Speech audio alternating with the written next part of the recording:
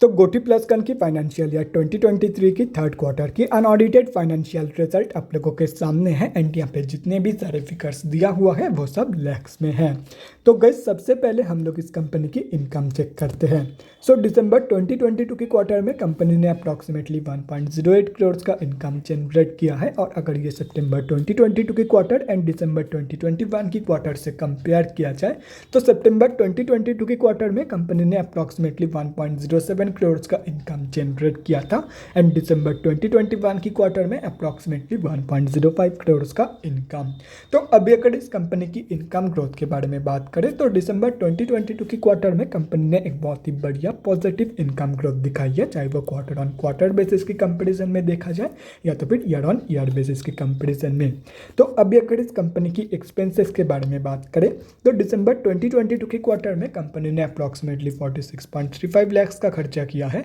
सितंबर 2022 की क्वार्टर में कंपनी ने अप्रॉक्सीमेटली 47.21 लाख का खर्चा किया था एंड दिसंबर 2021 की क्वार्टर में अप्रॉक्सीमेटली 38.02 लाख का खर्चा इस कंपनी ने किया था। तो अभी अगर यहाँ से इस कंपनी की प्रॉफिट मार्जिन कैलकुलेट किया जाए इन तीनों क्वार्टर्स की तो दिसंबर 2022 की प्रॉफिट मार्जिन निकल के आ रही है अप्रॉक्सीमेटली 57.15%।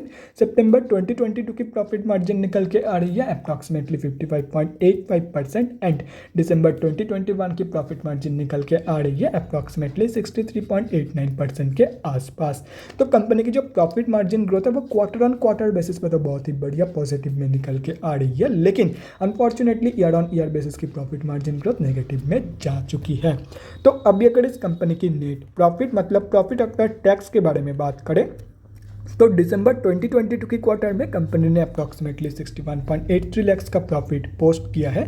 सितंबर 2022 की क्वार्टर में कंपनी ने 59.7 लाख का प्रॉफिट पोस्ट किया था एंड दिसंबर 2021 की क्वार्टर में अप्रॉक्सीमेटली 67.26 लाख का प्रॉफिट इस कंपनी ने पोस्ट किया था। तो कंपनी की जो प्रॉफिट ग्रोथ है वो कंपनी की प्रॉफिट मार्जिन ग्रोथ की तरह क्वार्टर ऑन क्वार्टर बेसिस पे पॉजिटिव में है and year on year basis पे नेगेटिव में निकल के आ रही है। और रही बात कंपनी की ईपीएस की मतलब अर्निंग्स पर इक्विटी शेयर की, तो ईपीएस की जो ग्रोथ है वो भी कंपनी की profit and profit margin growth की तरह क्वार्टर ऑन क्वार्टर बेसिस पे पॉजिटिव में निकल के आ रही है and year on year basis पे नेगेटिव में निकल के आ रही है। तो अभी अगर देखा जाए तो दिसंबर 2022 की क्वार्टर की जो क्वार्टर ऑन क्वार्टर बेसिस की रिजल्ट है वो क्वार्टर ऑन क्वार्टर बेसिस की जो ग्रोथ है वो इंटरली पॉजिटिव में है, लेकिन अगर ईयर ऑन ईयर बेसिस की ग्रोथ देखा जाए तो ईयर ऑन ईयर बेसिस की ग्रोथ में सिर्फ और सिर्फ कंपनी की इनकम ग्रोथ को छोड़ करके बाकी हर एक growth year on year basis की नेगेटिव में है। लेकिन अगर एंड ऑफ द डे देखा जाए तो मैक्सिमम जो ग्रोथ है कंपनी की वो पॉजिटिव में ही है, सिर्फ और सिर्फ 3 ग्रोथ को छोड़ करके। एक है ईयर ऑन ईयर बेसिस की प्रॉफिट मार्जिन ग्रोथ, एक है ईयर ऑन ईयर बेसिस की प्रॉफिट ग्रोथ एंड एक है ईयर ऑन ईयर बेसिस की ईपीएस ग्रोथ।